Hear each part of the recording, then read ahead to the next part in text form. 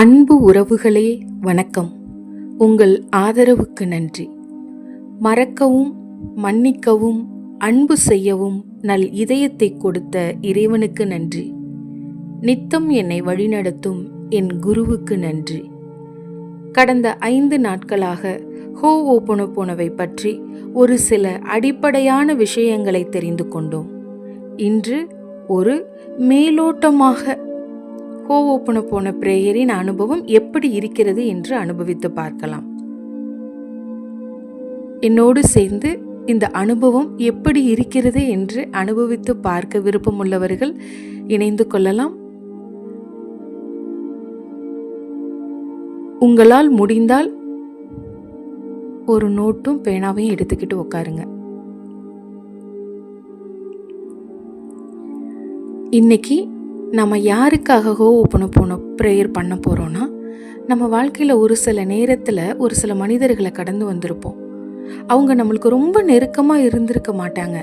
ஆனால் ஏதோ நம்மளுக்குள்ளார ஒரு இனம் புரியாத ஒரு உணர்வு இருந்திருக்கும். அது எப்படின்னா, நம்மளுக்குள்ளார ஒரு சுமூகமான உறவு இருந்திருக்காது.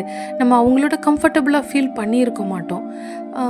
இப்போ ஃபார் எக்ஸாம்பிள், நம்மளோட கிளாஸ்மேட்ஸ், காலேஜ் மேட்ஸ், அப்புறம் நம்ம வேலை பார்க்குற இடத்துல யாராவது ஒருத்தர் ஒரு மாதிரி பட்டும் படாமையும் பேசுவோம், மேலோட்டமாக பேசுவோம். நம்மளுக்கு நல்லா தெரியும் அவங்க மனசுலேருந்து பேசலேன்னு தெரியும், நம்மளும் மனசுலேருந்து பேசலேன்னு தெரியும். என்ன காரணம்னே தெரியாது. ஆனால் நம்மளுக்குள்ளார செட் ஆகலை, எனக்கு சிங்க் ஆகலை, என்னால் கனெக்ட் ஆக முடியல.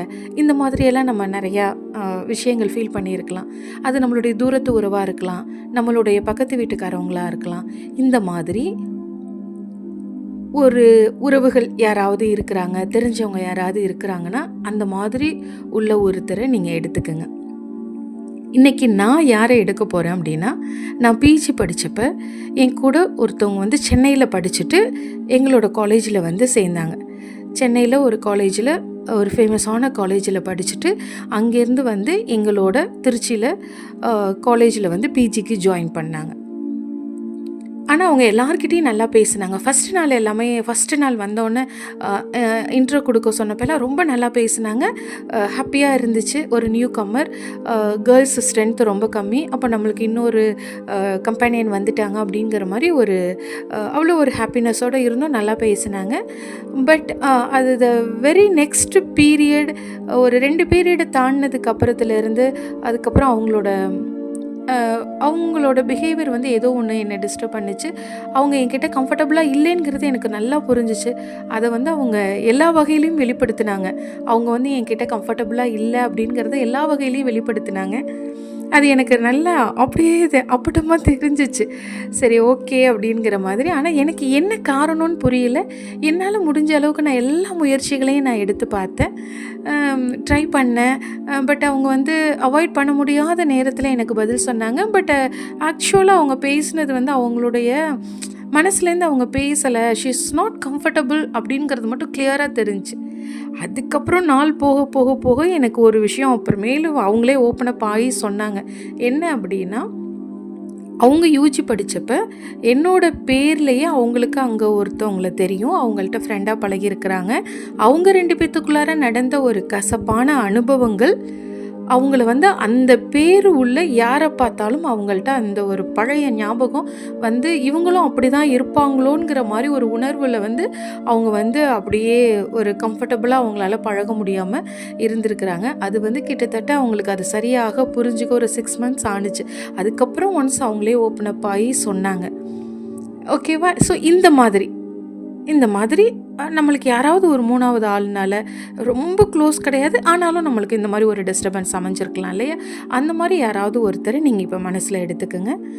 இப்போ எனக்கு எழுதுனா என்னோடய உணர்வுகளோடு நான் ஈஸியாக கனெக்ட் ஆவேன்னு சொல்கிறவங்க நீங்கள் எழுதிக்கலாம்.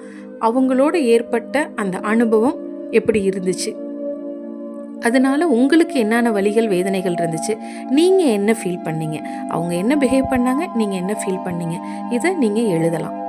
இல்லை, எனக்கு எழுதுறதை விட நான் மனசில் அசை போட்டு பார்த்தாலே என்னால் முடியும் அப்படிங்கிறவங்க நீங்கள் அந்த மாதிரி பார்த்துக்கலாம். ஸோ ஜஸ்ட் அந்த மாதிரி யாரையாவது ஒருத்தரை மனசில் நினச்சிக்கோங்க. அவங்களுக்கும் உங்களுக்கும் அது எப்படி அறிமுகமானுச்சு, அல்லது அந்த எந்த விஷயம் நம்மளுக்குள்ளார கசப்பாக இருந்துச்சு, எந்த மாதிரி சூழ்நிலைகளில் நம்ம ஒருத்தருக்கு ஒருத்தர் கம்ஃபர்டபுளாக இல்லை, நம்மளால் கனெக்ட் ஆக முடியல, இது வந்து ஒரு பேருக்காக ஃபார் நேம் சேக் நம்ம வந்து இப்படி பேசுகிறோம், இந்த மாதிரி எல்லாம் தோணியிருக்கோம் இல்லையா? அந்த மாதிரி ஒரு சிச்சுவேஷனை அதை நீங்கள் இப்போ மனசில் நினச்சி பாருங்கள்.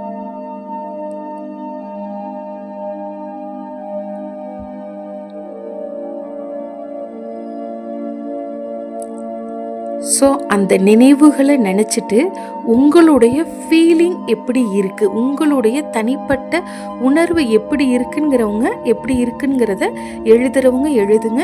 இல்லைன்னா அதை அப்படியே நீங்கள் அசை போட்டு பாருங்கள். ஆமாம், நான் இப்போ வந்து இந்த செகண்டில் இப்படியெல்லாம் ஃபீல் பண்ணுறேன், அப்படி இருந்துச்சுல, நான் இந்த மாதிரி ஒரு பர்சனை என்னோடய வாழ்க்கையில் கடந்து வந்திருக்கேன், பட் அதை பற்றி நான் பெருசாக நினச்சதில்லை. ஏன்னா அது வந்து என்னுடைய ஒரு நெருக்கமான உறவில் அது இல்லை, அன்றாட வாழ்க்கையில் நான் அவங்கள பார்க்கல, அதனால் எனக்கு அது ஒன்றும் பெருசாக தெரியலை அப்படிங்கிற மாதிரி இருக்கும் இல்லையா? ஆனால் நம்மளுக்குள்ளார எப்படியோ யோசித்து பார்த்தோம்னா அந்த வலி இருக்கும், அல்லது அந்த ஒரு சின்ன பிட்டர் எக்ஸ்பீரியன்ஸ் நம்மளுக்கு இருக்கும்.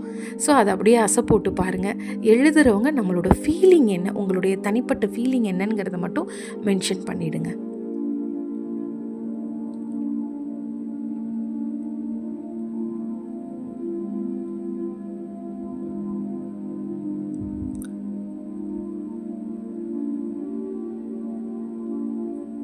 எழுதி முடித்ததுக்கப்புறம் ஒரு நிமிஷம் அப்படியே நோட்டையும் பேனாவையும் வச்சுட்டு, அல்லது நினச்சி முடித்ததுக்கப்புறம் அப்படியே அமைதியாக இருந்து, இப்போ அந்த ஃபீலிங் தானே நம்மளுக்குள்ளார ஓடிட்டுருக்கு, அப்படியே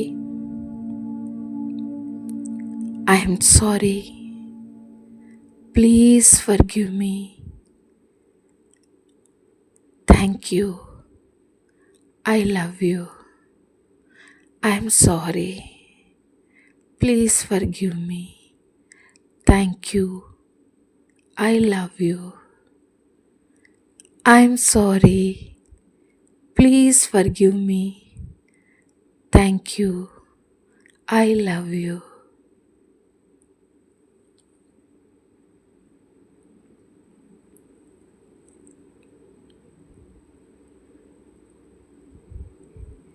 இப்போ நான் அந்த பொண்ணோட உண்டான அந்த கசப்பான ஒரு அனுபவம், அல்லது ஒரு ஏக்கம், அல்லது அந்த எதிர்பார்ப்பு ஃபில் ஆகாத ஒரு சூழ்நிலை, எல்லாரோடையும் பேசுகிறாங்க, நம்மளோட பேசலைன்னு அன்னைக்கு என் மனசில் இருந்த அந்த ஒரு உணர்வுகளை மையப்படுத்தி நான் இன்றைக்கி ஒரு ஹோப்போனோபோனோ சொல்கிறேன்.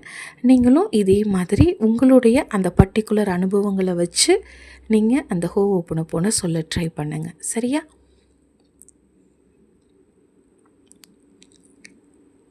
நீங்கள் அந்த நபரோட பேரை நீங்கள் அதில் மென்ஷன் பண்ணி தாராளமாக சொல்லலாம். ஏன்னா நீங்கள் உங்கள் மனசுக்குள்ளார தான் சொல்கிறீங்க, தாராளமாக சொல்லலாம். ஓகேவா? இப்போ நான் அந்த பொண்ணோட பேர் XYZன்னு நான் இப்போ வச்சுக்கிறேன். ஓகேவா? Dear XYZ, I am sorry. எனக்கு நான் ரொம்ப ரொம்ப எதிர்பார்த்தேன், நல்லா பேசவும், நம்ம இனிமேல் நல்ல ஃப்ரெண்ட்ஸாக இருப்போம், நல்ல கலகலன்னு பேசுவோம், அந்த மாதிரி நான் வந்து ரொம்ப எதிர்பார்த்தேன். ஆனால் என்னன்னே தெரியல, நீங்கள் ஃபஸ்ட் அவர் நல்லா பேசிவிட்டு அதுக்கப்புறம் பேசலைன்னொன்னே எனக்கு மனசு ரொம்ப கஷ்டமாக இருந்துச்சு. ஆனால் ஒன்று என்னமோ தெரியல, ஆனால் நான் ஏதோ ஒரு வகையில் உங்களோட மனசை வந்து நான் காயப்படுத்தியிருக்கேன், உங்களுடைய அந்த பிஹேவியருக்கு நான் காரணமாக இருந்திருக்கேன். நான் நேரடியாக தெரிஞ்சோ தெரியாமலோ, நான் அதில் நேரடியாக இன்வால்வ் ஆகியோ இன்வால்வ் ஆகாமலோ ஏதோ ஒன்று நான் உங்களை தொந்தரவு பண்ணியிருக்கேன், உங்களோட மைண்டை நான் டிஸ்டர்ப் பண்ணியிருக்கிறேன்.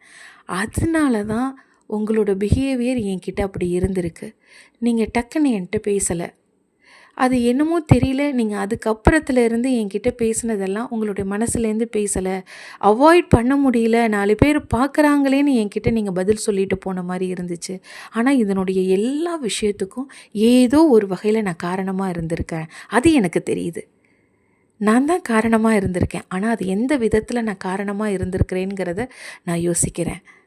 ஆமாம், கண்டிப்பாக அதில் வந்து 100% நான் ரீசன், அதை நான் ஒத்துக்கிறேன். ஆனால் அதை நான் எப்படி உங்கள்கிட்ட அதை கனெக்ட் பண்ணினேன் அப்படிங்கிறது தான் நான் இப்போ ரொம்ப யோசித்து பார்க்குறேன். ஆமாம், எந்த விதத்தில் நான் உங்களை காயப்படுத்தி இருக்கிறேன், அல்லது எந்த விதத்தில் நீங்கள் என்கிட்ட இப்படி ரியாக்ட் பண்ணியிருக்கிறதுக்கு நான் காரணமாக இருந்திருக்கிறேன். I am sorry. எனக்கு இதெல்லாம் நினச்சா ரொம்ப வருத்தமாக இருக்குது. ஆஹா, ஒருத்தவங்க மனசில் அவங்க இந்த அளவுக்கு என்கிட்ட பிஹேவ் பண்ணுறதுக்கு நான் காரணமாக இருந்திருக்கிறேனே. ஐ எம் சாரி. எனக்கு உண்மையிலுமே ரொம்ப மனசு கஷ்டமாக இருக்குது. ஐ am sorry. I am sorry my dear XYZ. I am sorry. தெரியாமல் இப்படி நடந்திருக்கு. நான் தான் காரணம். எனக்கு தெரியுது, நல்லா தெரியுது. ஏன்னா நீங்கள் ஃபஸ்ட்டு நல்லா பேசுனீங்க. அதுக்கப்புறம் என் பேர் தெரிஞ்சதுக்கப்புறம் நீங்கள் என்கிட்ட பேசுகிறத விட்டுட்டீங்க. ஏன்னா இன்ட்ரடக்ஷன் கிளாஸில் நல்லா பேசிகிட்டு இருந்தீங்க. என்னுடைய பேர் தெரிஞ்சதுக்கப்புறம் தான் நீங்கள் என்கிட்ட பேசலை. அப்போ என்னோடய பேர் ஏதோ உங்களை தொந்தரவு பண்ணியிருக்கு. என்னுடைய பேர் தெரிஞ்சதுக்கப்புறம் உங்கள் பிஹேவியர் இப்படி மாறி இருக்குன்னா, என்னுடைய பேருனால உங்களுக்கு ஏதோ ஒரு கசப்பான அனுபவம் ஏற்பட்டிருக்கு. இப்போதைக்கு என்னோடய பேரை கேட்டதுனால உங்களுக்கு அந்த கசப்பான அனுபவங்கள்லாம் ஞாபகத்துக்கு வந்துருச்சு. என்னால் புரிஞ்சுக்க முடியுது. ஓகே, நான் தப்பு பண்ணியிருக்கேன். நான் தான் காரணமாக இருந்திருக்கிறேன். I am sorry. I am extremely sorry. தயவுசெய்து என்னை மன்னிச்சிடுங்க. Please forgive me. நான் அதை தெரிஞ்சு பண்ணலை. உங்களுக்கு அது இவ்வளோ பெரிய தாக்கத்தை உண்டு பண்ணுன்னு சொல்லி நான் பர்பஸாக அதை பண்ணவே இல்லை. மன்னிச்சிடுங்க. நான் மனசார மன்னிப்பு கேட்குறேன். ஏன்னா எனக்கு தெரியுது, நான் உங்களை காயப்படுத்தினது எனக்கு புரியுது, என்னால் உணர முடியுது. அதனால நான் உண்மையிலுமே மனசு வருந்தி நான் உங்ககிட்ட மன்னிப்பு கேட்குறேன். என்னை மன்னிச்சிடுங்களேன். Please forgive me. I beg for your pardon. Please என்னை மன்னிச்சிடுங்க. எனக்கு நல்லா புரியுது, என்னால் நீங்கள் கஷ்டப்பட்டுருக்கிறீங்க. என்னோடய பேருனால் நீங்கள் கஷ்டப்பட்டுருக்கிறீங்க. என் பேர் உங்களோட நினைவுகளை எதையோ ஒன்றத்தை தட்டி கிளப்பி விட்டுருச்சு. உங்களோட நினைவுகளை புரட்டி போட்டுருச்சு. எனக்கு அது புரியுது. தயவுசெய்து மன்னிச்சிடுங்க.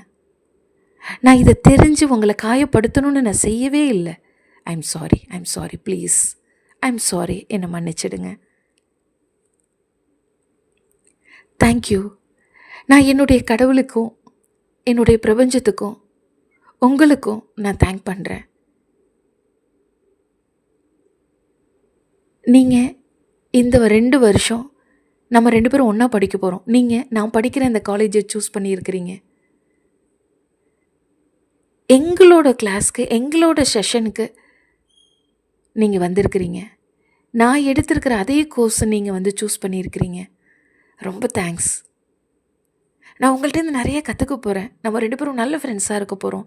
இந்த 2 வருஷ அனுபவங்கள் நம்மளுக்குள்ளார வாழ்க்கையில் ஒரு நல்ல மெமரியாக இருக்க போகுது. அதுக்காக நான் உங்களுக்காக ரொம்ப தேங்க் பண்ணுறேன்.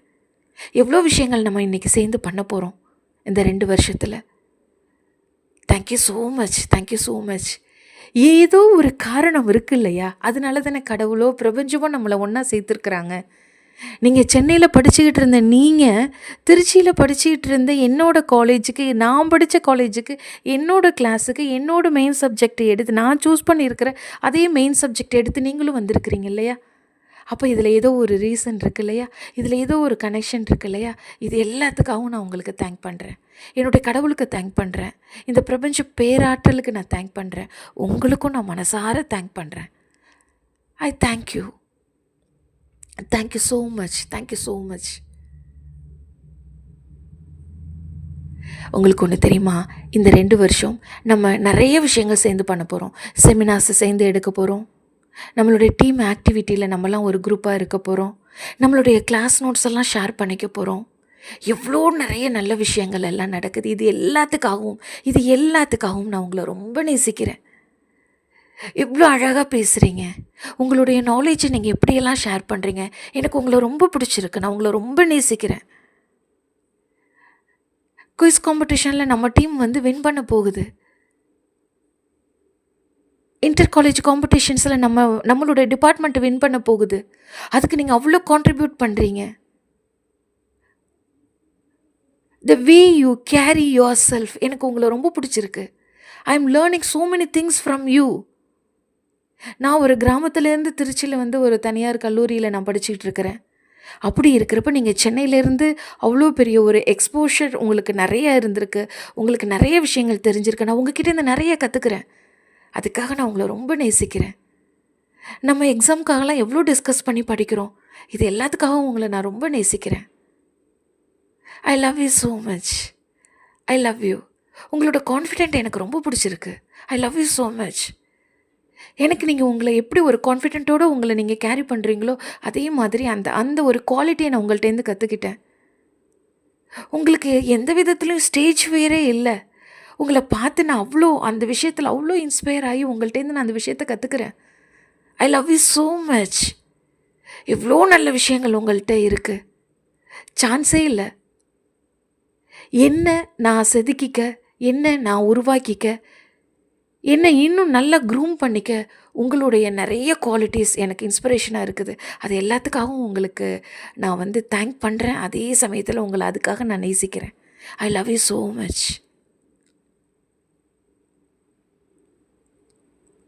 ஐ எம் சாரி.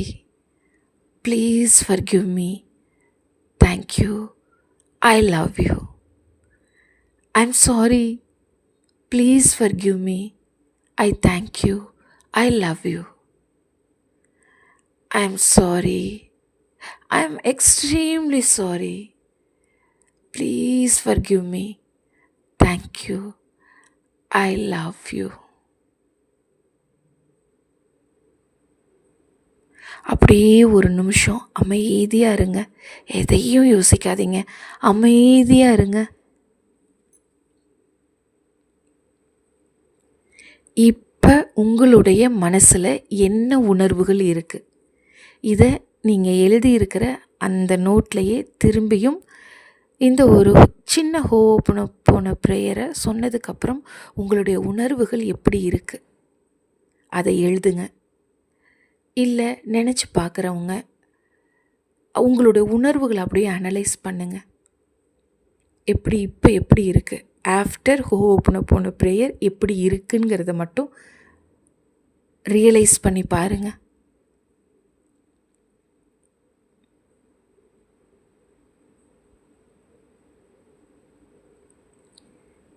கண்டிப்பாக உங்களுக்குள்ளார ஒரு மாற்றம் நடந்திருக்கும் இல்லையா? அதை ரியலைஸ் பண்ணிவிட்டு உங்கள் ஒவ்வொருத்தருடைய அனுபவமும் எப்படி இருந்துச்சுன்னு மறக்காமல் கமெண்ட்டில் ஷேர் பண்ணுங்கள். மீண்டும் இதே மாதிரி ஒரு அனுபவ பயிற்சியில் நான் உங்களை சந்திக்கிறேன். கண்டிப்பாக அடுத்த பயிற்சியில் நாம் நம்மளுடைய ஓப்பனோ ரொம்ப ஆழமாக இருக்க போகுது. ஒரு நெருங்கிய உறவுக்காக அல்லது நம்மளுடைய ஹீலிங்காக இப்படி ஒவ்வொரு விஷயத்துக்குமா நம்மளுடைய ஓப்பனோ பயிற்சி இருக்க போகுது. அதனால் அது எல்லாத்துக்கும் ஒரு முதற்படியான இந்த அனுபவம் உங்களுக்கு எப்படி இருந்துச்சுங்கிறத என் கூட ஷேர் பண்ணிக்கோங்க. கமெண்ட்டில் நீங்கள் அதை ஷேர் பண்ணுங்கள். உங்கள் வாழ்வில் அமைதியும் நிம்மதியும் நிலைத்திட என் இறைவனை பிரார்த்திக்கிறேன். நன்றி. வாழ்க வளமுடன்.